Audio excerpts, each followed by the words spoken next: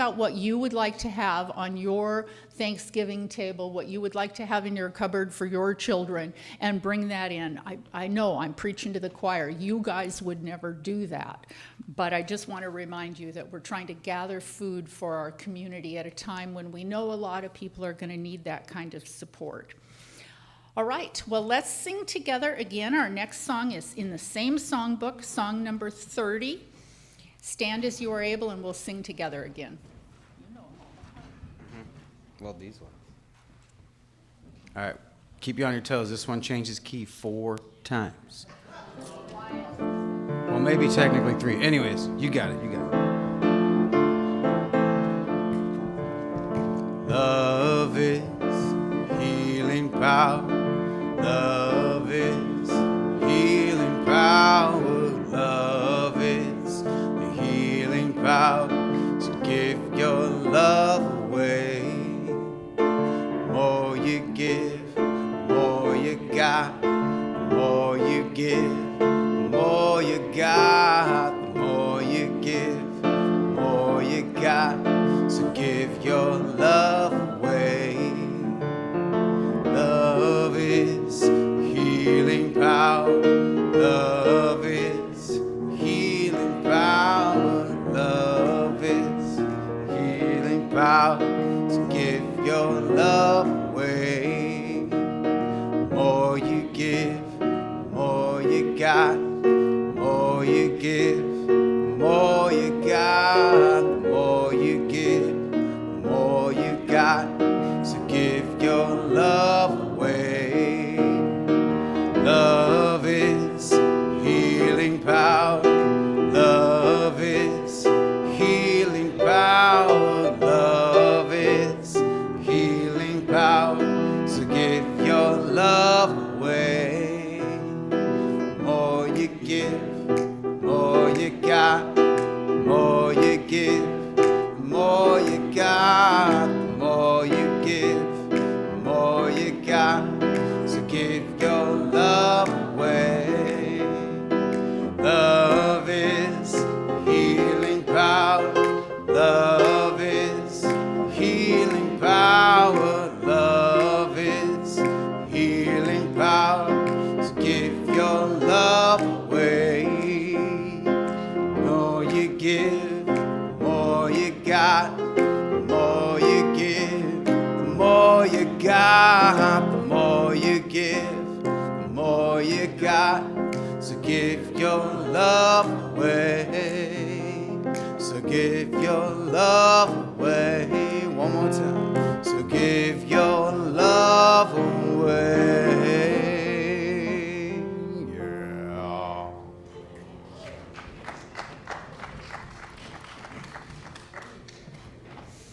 I love it when Josh is our song leader. He always jazzes us up a little bit. It's a good thing. All right, well, let's settle in now and get ready for meditation.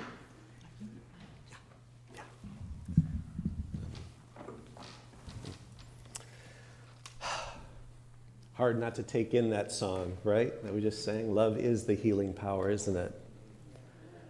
And the more we give, the more we have. The more we give, the more we have. And there's no limit, there's no beginning, there's no end, there's no condition to it. So, as we prepare to meditate this morning, the theme on my mind is peace. And the Chinese philosopher Lao Tzu said that if there is to be peace in the world, there must be peace in the nations. If there's to be peace in the nations, there must be peace in the cities. If there's to be peace in the cities, there must be peace between neighbors. If there's to be peace between neighbors, there must be peace in the home. And if there's to be peace in the home, there must be peace in the heart. So I invite you now to take just a few nice, deep breaths.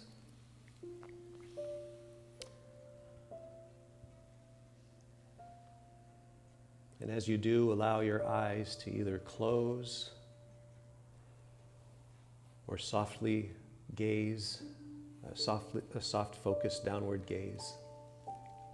and just allow yourself to arrive. Allow your feet to be firmly planted on the floor. The seat, your seat in the pew, and your back upright and relaxed. And as you breathe, just allowing a wave of relaxation to come over your entire body.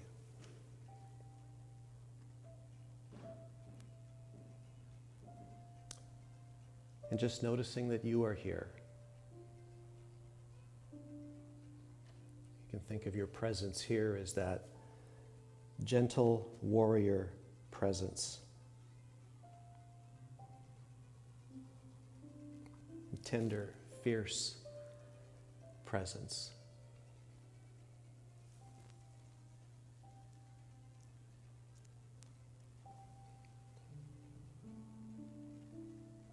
From this place,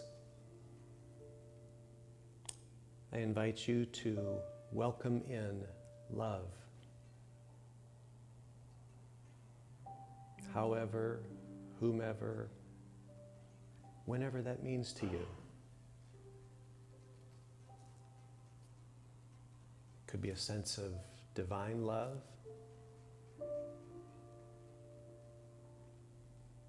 Maybe loved ones.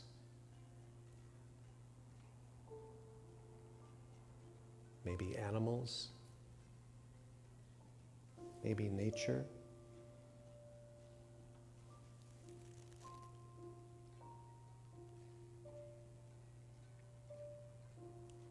You can also know that this community here, today, now, is a community of love.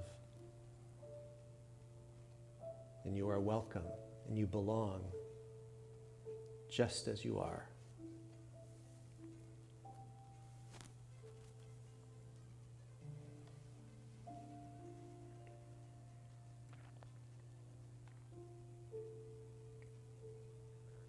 And from this place of grounded, rooted love,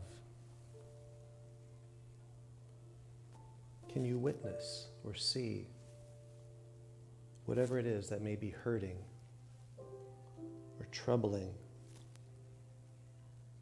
or suffering in your life?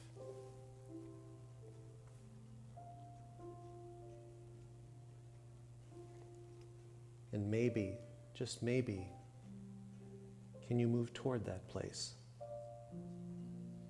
with kindness and compassion?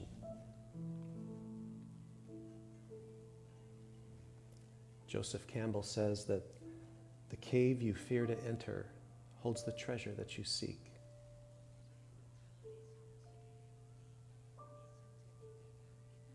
It may be too much to bear, and if so, you can return to that place of love and presence that you have.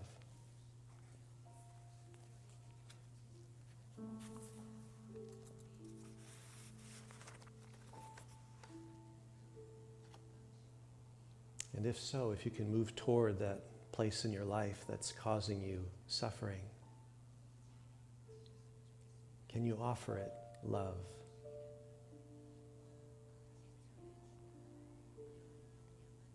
James Finley says that where love meets suffering, there is mercy and there is grace.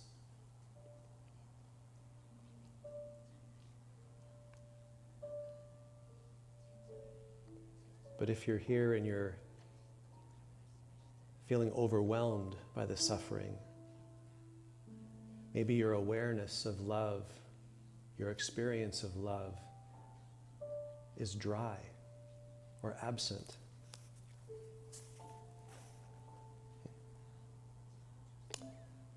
I offer these words of this poem by Jeff Foster, "Trust the Pain." Friend, the ache you feel today is not a mistake. There is no shame in what you are going through. In some distant world, you are being hailed as a warrior hero. Your pain is a holy site, an altar. Come out of the mind and into the body now. Send attention deep into the raw sensations in your belly, chest, throat, and head. Dress today's wounds with presence. Breathe into the sadness. Offer the anger oxygen. Infuse the fearful one with fearless fascination. Don't try to fix the burning. It's not yours to fix. It belongs to the ages. Don't try to get rid of it. The heart does not understand get rid of. Do not even try to transmute it. That is not your job. Your only job is to love what's here, and to love your own inability to love, and to have courage or to have no courage today, to be as present as you can possibly be, and not 1 ounce more. You are giving birth to new life, to a precious inner child. Love and pain making something new, wound as womb. She is scared, she is raw, she is a little heartbroken, but she is so alive now and so deserving of love. The ache in you is the place where alchemy longs to happen.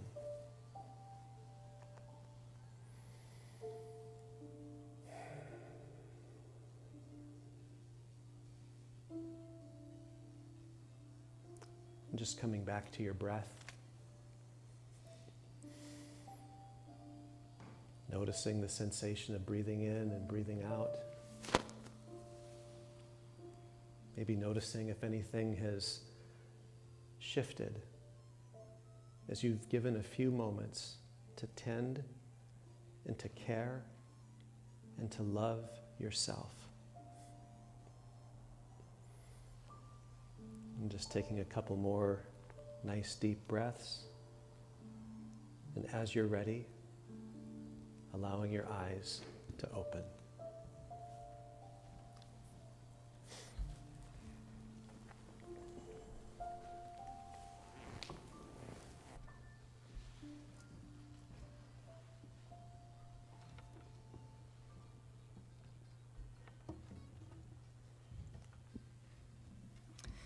We have a song for you that we wrote at the top of Mount Haleakala, and it's called Oma's God's Healing Sound.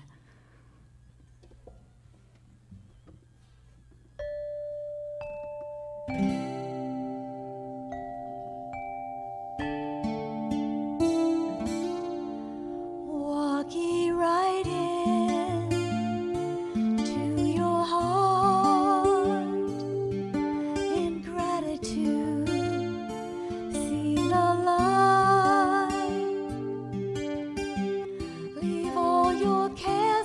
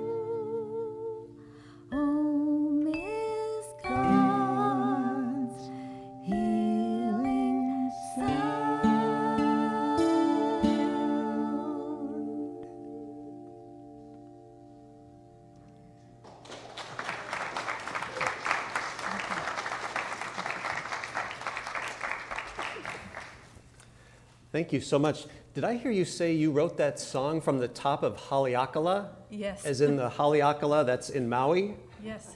How cool. I'm going to Maui on Friday, and I'm so excited. I can't wait. Yes, I can, as you were singing the song, I was hearing the words, but I was also feeling the breeze and the ocean and the smell and the sounds and just the sunrises and the sunsets and the great food. And this is great. I love it. Thank you for giving an early preview of my trip to Hawaii. And it's such a good time to get out of Dodge here, because the weather and everything. And yeah. And I have to confess, I am coming to you today in a state of deep mourning, deep and profound sadness. The Huskies got their butts kicked last night. Anybody notice that? Any Husky fans in here? Am I the only one? Nobody here cares for the Huskies? Oh, nobody else cares that the beloved Pac-12 or Pac-10, Pac-8 as it was when I was growing up, is now pretty much gone, and they're a part of the Big Ten? I mean, would you ever have thought to live today that the Huskies would be in the same conference as Michigan? I don't get it, but it's a weird world we live in, isn't it? A strange world we live in. Well, all of that to say, I am very grateful to be here with you today and to just be a part of the love and the joy of this community. Seriously, my heart always is, seriously, listen to me like it wasn't, but yes, my heart is always lifted up and inspired to just be here in your presence, in your energy, and in the love that is here. And what I'd like to do for a few moments in this message is to talk about peace, and specifically the path to peace. I think we can all agree it's been quite a week, hasn't it? And wherever you happen to fall on the political spectrum, red, blue, everything in between, I think we can all agree that emotions have been very, very strong. And for me, as I've reflected on it, the two words that have come to me is disorientation and disruption. And however you approach those words, again, you're going to interpret those words and receive those words from wherever you are politically. And I think it's a good thing that all of that can live here and be here. I'm a believer that we, the people, our nation, we have spoken and we have said what it is that we've wanted. And I still believe and I still have faith in the goodness of our country and the goodness of our system. I believe in the greatness of our country. People are flocking here, So, making it great again, okay, but let's have it be great and maybe even greater. And I really believe that somewhere in the midst of everything that's happening, it is a good thing. Tomorrow's Veterans Day. And I still, I don't mean to make this all about me here, but when the national anthem is played, I get choked up. I love our country. And I think of the women and the men who have served and who have served the cause of human rights, freedom, and justice here and all over the world. And I think of the families, and I think of the communities that have supported those women and men to serve. And I think of the many people who are here today. I know a number of people who work in veterans' hospitals and try to give aid and support to veterans who come back. But people still come here to find safety, to find refuge, to find hope, and to find opportunity. And the challenges that we have is we have different opinions and different things about how we approach those things. But something that I've observed common to everybody, regardless of where, again, people fall on the political spectrum, is fear. And I think an antidote to fear is peace. Or rather, what keeps us from experiencing peace is fear. I like the theme, this month's theme that we have. Does anybody know what it is? Elimination? Okay, I read release on the website, but release, elimination's the same thing. Yeah, release, elimination, that ability to let go. The affirmation, I release everything that no longer serves my unfolding good. Listen to that again and take this in. I release everything that no longer serves my unfolding good. Could it be that this moment that we're in, not just as a country, not just in the world, but maybe even personally, is a season of releasing and letting go? I was reminded again that the path of spiritual growth and spiritual transformation is not the path of acquisition and gaining. Not that there's anything wrong with that. I mean, we like to acquire and gain good things. But the path of spiritual growth and spiritual transformation is the path of release, of subtraction, of letting go. And my hope today is that in this reflection on peace, you may just ask on yourself, are there things in my life I need to let go of? Are there beliefs, prejudices, fears, stories that need to go? Because here's why. Each and every one of you is a unique, perfect, and complete expression of divine love. And right with that divine love is peace. Peace is not something for you to go out and get or for me to find. I think peace lies within. We already have it. And the journey that we have of peace is the journey of coming back to that. As I was thinking about this, I was thinking about Michelangelo when he carved the statue of David, the famous statue of David, and started with just a plain block of marble. And he was asked, how did you do it? How did you make this beautiful statue? And he said, easy. I just chipped away at everything that wasn't David. And I'm inclined to think more and more that life, the gift of love, the gift of goodness, is life's chipping away at all those things that keep us from the beauty, the perfect beauty and the perfect love that we are. So really we can think of this as a time of awakening to love and awakening to peace. Jesus said, peace I leave with you, my peace I give you. Not as the world gives, give I unto you. Let not your heart be troubled, nor let it be afraid.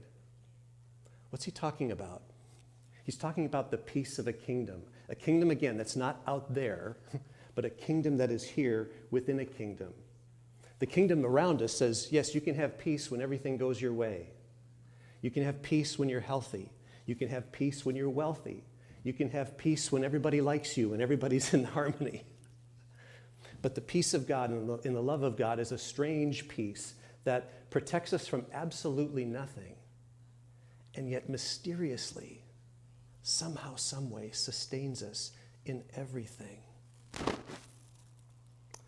So what I'd like to offer is three things today, three elements of this path of peace that I hope will help you and guide you in this time of disorientation toward a place of reorienting back to the peace that you have. And I just want to, again, offer a disclaimer that what I offer to you, I offer to myself.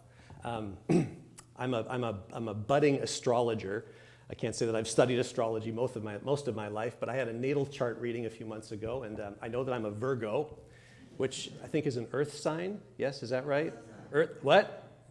A sun sign, okay. An earth sign. Okay. Well, it's a sun, earth sign, whatever it is. And I learned that my Venus, Mercury, and Mars are in Leo, which explain my passionate approach to just life and love and energy and all that kind of stuff. So that was really good.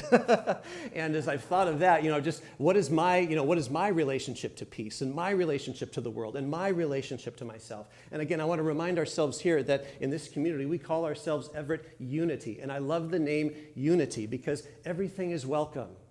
Everything is welcome. What we like and what we don't like. And we remember that the only thing that Jesus excluded was exclusion itself. The only thing that separates us from love is the belief that we are separated.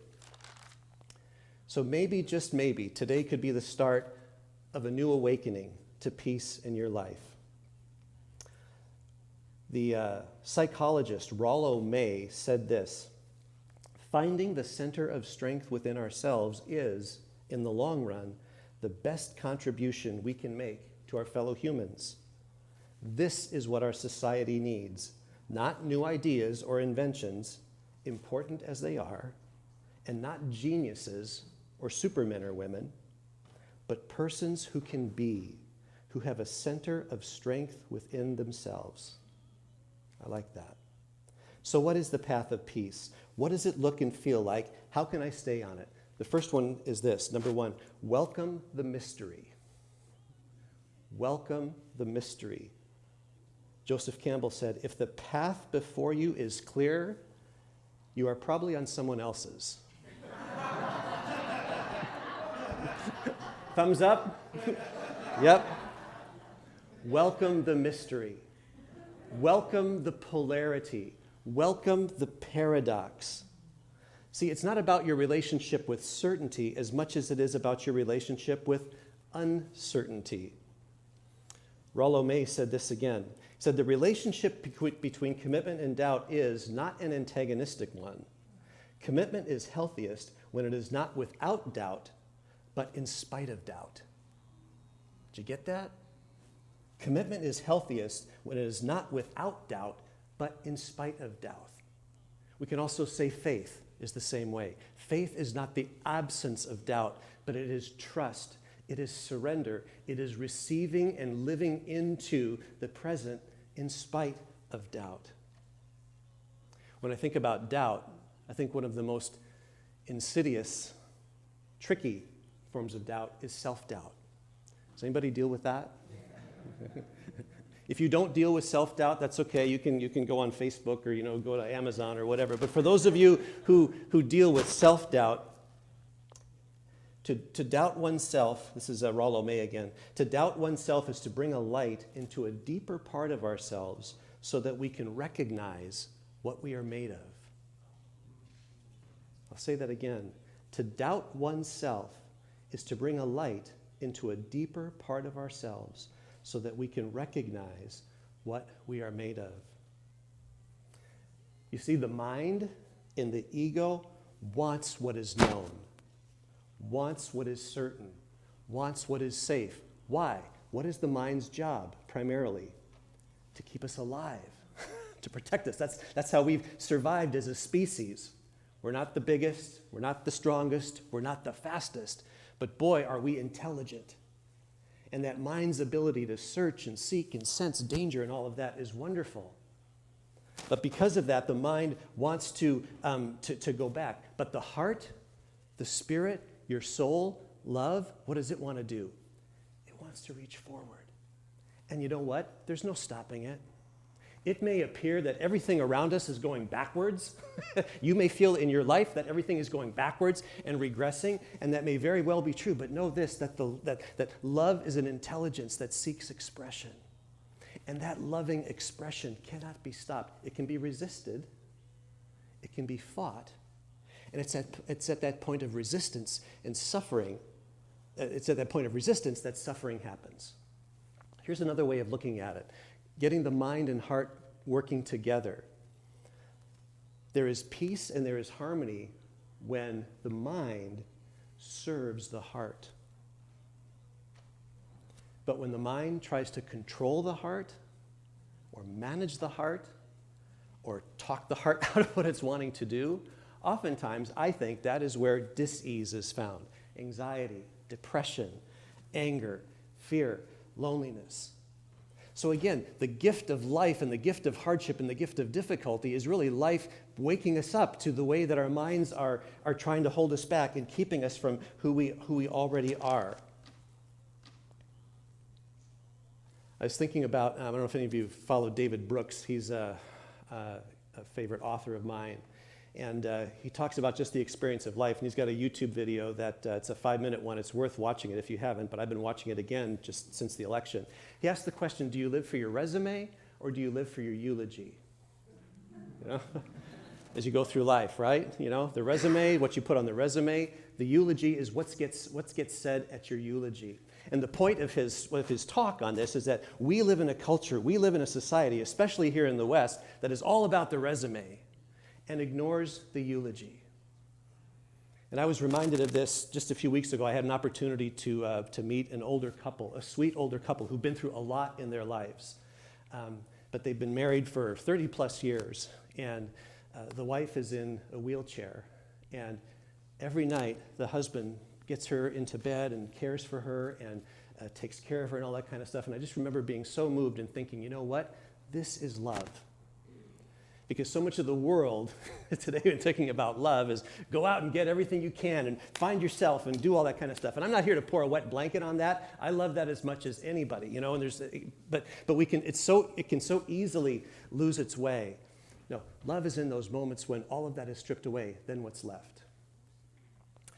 Are there any Taylor Swift fans in here? Oh, now you're looking at me like he's an alien or what? True confessions, I'm becoming a Taylor Swift fan. I wasn't the last time I was here, but a friend introduced me to her music, and her lyrics are haunting. My kids have said, "Oh, Dad, that's so gross. What are you doing?" You know. But there's a song that she writes that I've been thinking about, or it's been hearing in my head. It's called New Year's Day.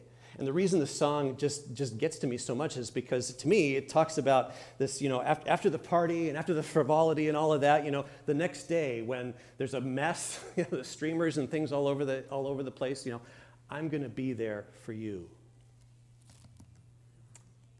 You know, so as you think of yourself and embracing the mystery of life, let your mind serve your heart and think of the bigger picture of what's going on. Secondly, slow down. Slow way, way down. I'm quoting a lot from Rollo May because I heard a talk on him the other day, and there were these lines that just fit in with this message so well. But he says this: it's an ironic habit of human beings to run faster when they have lost their way. We run faster when we've lost our way. Psalm 46 says, "Be still," what? "And know that I am God." How about this? Be still and know that you are God. Because again, it's about the Christ consciousness that we have. And it's not just God in us. It's not just God among us. It's not just God through us. It's God as us. God as us. And therefore, life as it's coming, we're not victims. Life just doesn't happen to us, but life happens for us. And those things that irritate us, those things that poke at us, those things that prod us, those things that bug us about the neighbor across the street who has the different political sign in their yard than the one that we do, has a way of teaching us about ourselves. But we can only do that if we slow down. What is your relationship to stillness?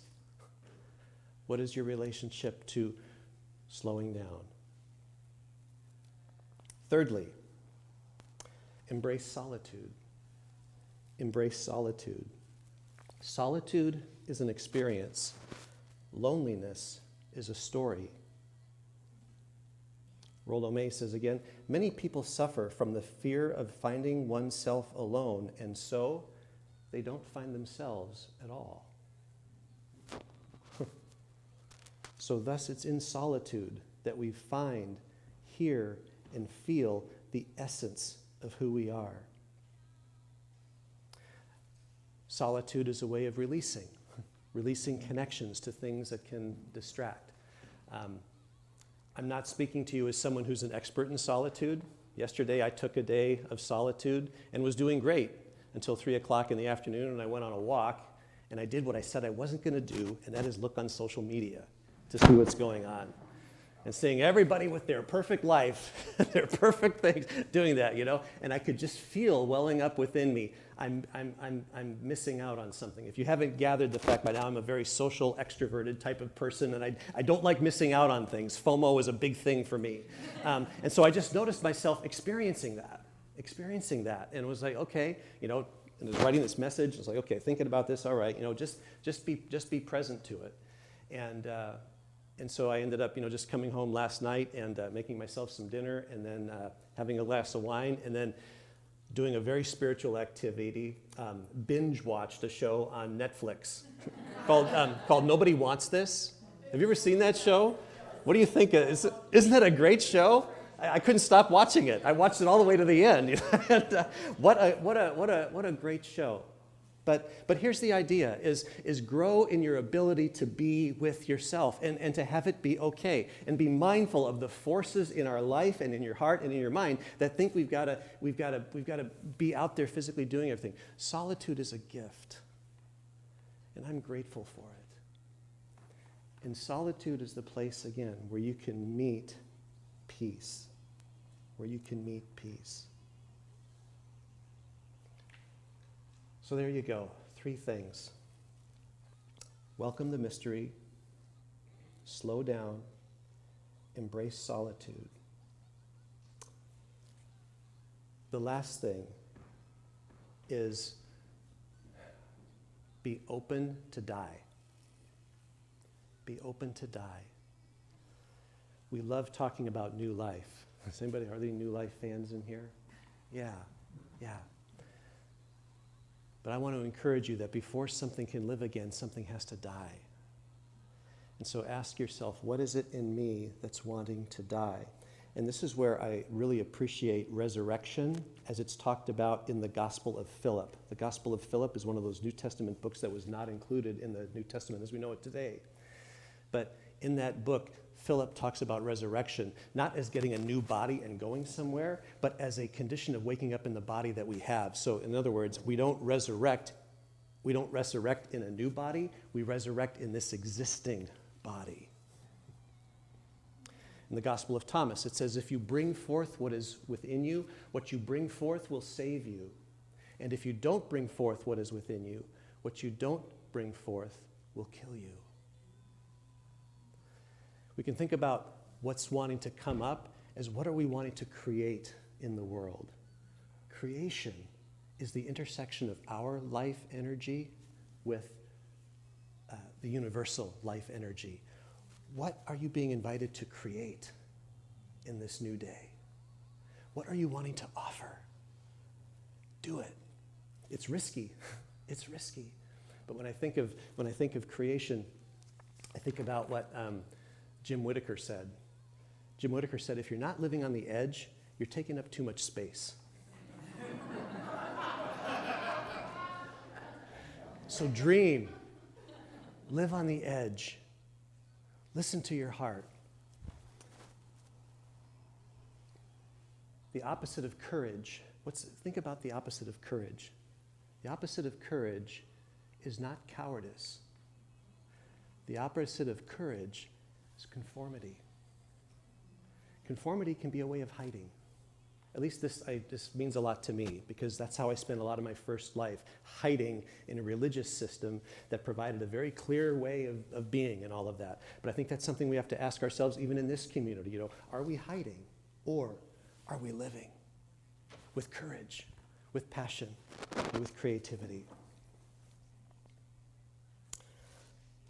I'd like to leave you with a poem. That's right here. Coming back to tying all of this together in the experience of peace. It's The Peace of Wild Things by Wendell Berry. When despair for the world grows in me, and I wake in the night at the least sound, in fear of what my life and my children's lives may be, I go and lie down where the wood drake rests in his beauty on the water, and the great heron feeds. I come into the peace of wild things, who do not tax their lives with forethought of grief. I come into the presence of still water, and I feel above me the day-blind stars waiting with their light. For a time I rest in the grace of the world and am free. For a time I rest in the grace of the world and am free. To all of our peace and freedom, amen. And so it is.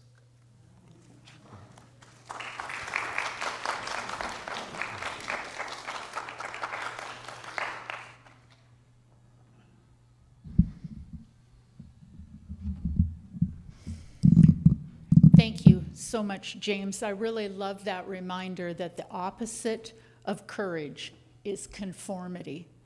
That's really important for us to remember, that finding where we have courage and where we conform, and if it serves us and if it serves each other, to think about that. And the idea that we all go too fast. That idea of slowing down. Think about your own life. I'll think about mine, man. I'm doing this thing now. It's time for this. I'm doing this. I'm thinking about this next thing. Bzz, bzz, bzz, bzz. Our whole culture is that way. And you can see what it's done to us. Not only is it literally killing our bodies, physically killing our bodies, but it is really ruining relationships with other human beings. We are not in tune with ourselves. We are not bringing our best self to any relationship. We're losing track of what love is. I loved how you mentioned that we think about love as getting and getting and getting, when in reality, love is giving. Love is giving, and it's giving some more, and it's giving when you don't want to give, and it's giving when it hurts, and it's giving when it feels like it's too much, and it's given to somebody that you don't want to give to. That's what love is. That's what love is. And you don't have time to connect with that when you're going 100 miles an hour. You're unhappy, you're disjointed, you're upset, you're judgmental, you're nitpicky. When we slow down and start to see and appreciate what's around us, the human beings that are around us. I think of that every time I stand up here and I see you. I remember what it was like in this space when you weren't here. And I stood here and I talked to a camera. And when you came back in, the beauty that you brought into this room by your physical presence here overwhelmed me. And when I look around the room, especially at the end of the service, when we say our prayer of protection, and I look at each one of you, that's the gift we get when we slow down and look at each other and listen to each other and be in community with each other. I tell you all the time I love my job. That's why. Well, let's sing together again. Thank you again, James. Thank you again. I don't know about you, but I feel like this was one of the very best Sunday services we've had. And I mean, we got great Sunday services, but you were spot on with the message we needed for today. All right, well, Josh is going to lead us in song number 47. Find that in your Melodies from the Heart songbook. Stand as you are able, and let's get our song on. 47.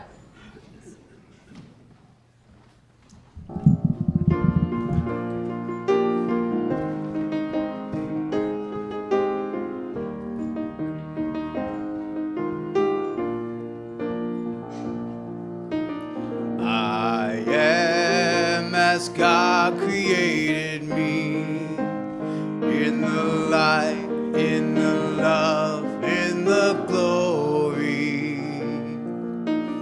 I am as God created me, in the light, in the love, in the glory. In the light, in the love, and the glory. In the light, in the love, and the glory. In the light, in the love, and the glory, I am. In the light, in the love, and the glory. In the light, in the love, and the glory. In the light, in the love, and the glory, I am. I am as God created me, in the light, in the love, in the glory.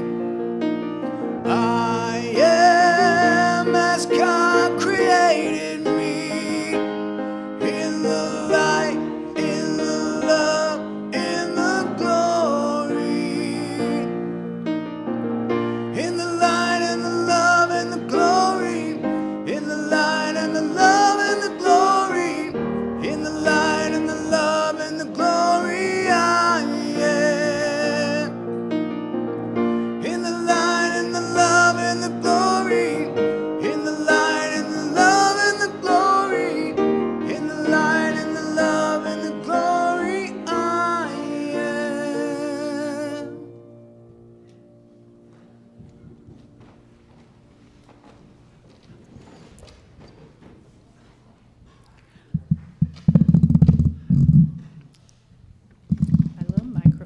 just fidgety this morning. Well, now it's time to bless our offering and thank our Creator for the many blessings that we have been given and affirm our gratitude. So let's start by affirming the truth about ourselves. This is how it goes. My name is, and you use your name, and I am prosperous always and in all ways. So let's say that together. My name is, and I am prosperous, always and in all ways. Remember, always being forever and ever and ever, and always as in all forms. So let's take our offering now. Hold it up next to your heart, literally or figuratively if you like. Think about the message that we got today, that message of love, peace, slowing down, connecting, listening, discerning, courage or conformity, being true to yourself, and sharing your gifts, which you do so well in this community, your gift of time and talent and treasure. You bring your best self to this community, and you share it from your heart. So let's bless our offering together. Divine love flowing through me blesses and multiplies all that I am, all that I have, all that I share, and all that I receive. Thank you, Mother, Father, God. Amen.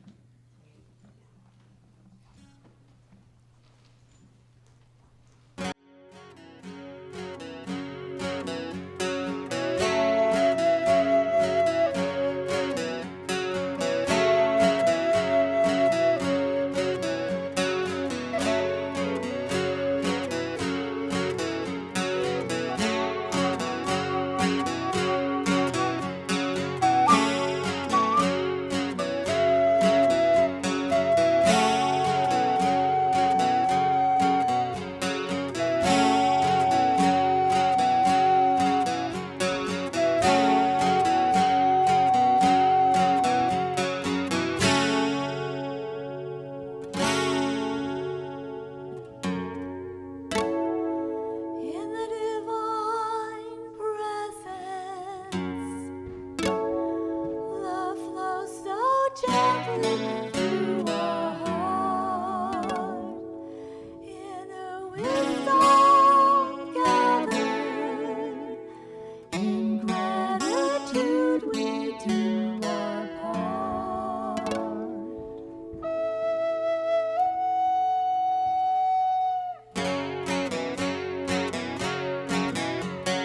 One from the beginning, as is will always be, all one together forever eternally.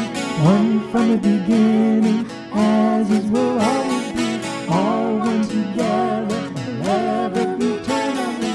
One.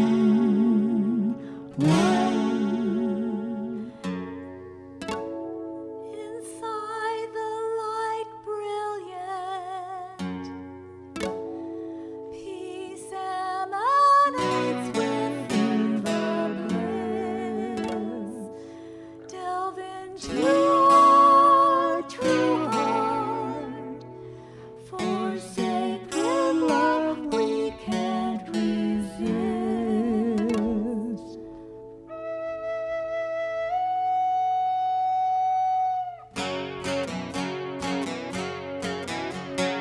One from the beginning, as it will always be, all one together forever eternally. One from the beginning, as it will always be, all one together forever eternally. One. I am that I am, a butterfly so free.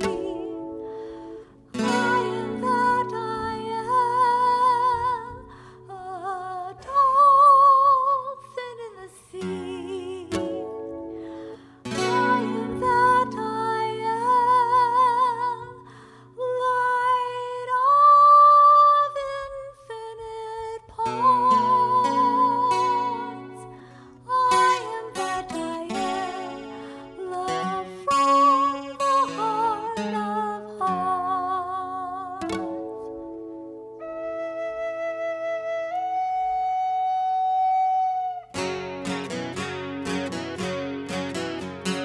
one from the beginning, as is, will always be, all one together, forever, eternally. One from the beginning, as is, will always be, all one together, forever, eternally. One from the beginning, as is, will always be, all one together, forever, eternally. One from the beginning, as is, will always be, all one together, forever, eternally. One from the beginning, as it will always be, all one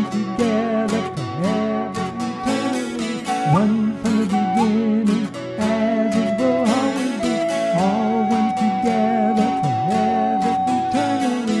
One from the beginning, as it will always be, all one together, forever, eternally. One from the beginning, as it will always be, all one together, forever, eternally.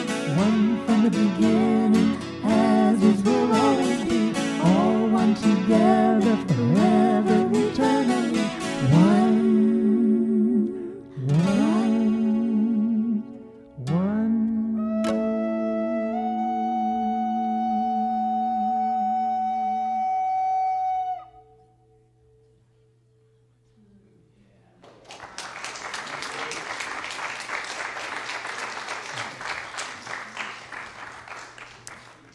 Would you join me in prayer?